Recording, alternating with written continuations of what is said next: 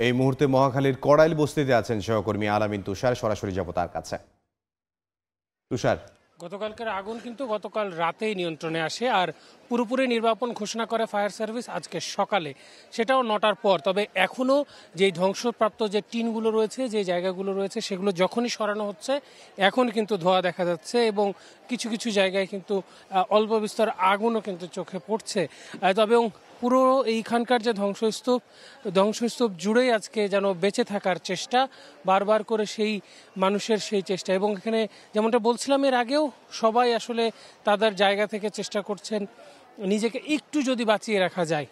এবং দেখতেই পাচ্ছেন যে যার যার ঘরে যা যা কিছু ছিল সেগুলো কিন্তু তারা আসলে এখন বের করে নিচ্ছেন।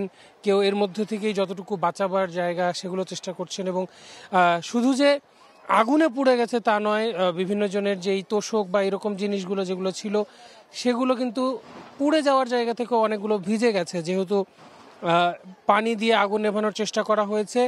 এবং এখনও কিন্তু বিভিন্ন জায়গায়, দর্শক নিশ্চয়ই আপনারা দেখতে পাচ্ছেন যে ঘরের মেঝেতে কিন্তু পানি জমে আছে।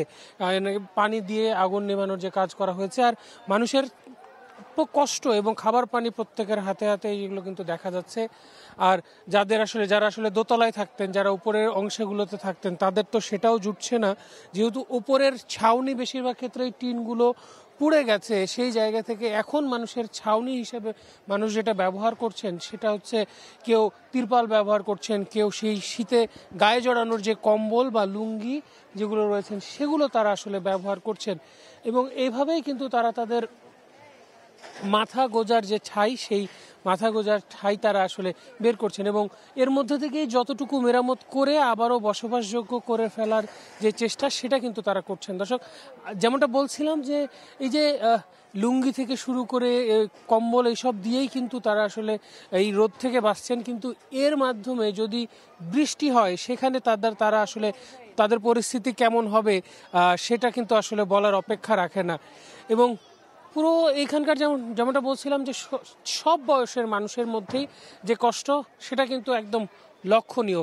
ছোট বাচ্চারা কিন্তু খেলছে বা হাসছে, তবে তাদের মধ্যেও কিন্তু সেই কষ্টটা কিন্তু দেখা যাচ্ছে। তো এই ছিল এখনো পর্যন্ত আমার কাছে কড়াইল বস্তির সবশেষ তথ্য। সহকর্মী আলামিন তুষার, কড়াইল বস্তি থেকে।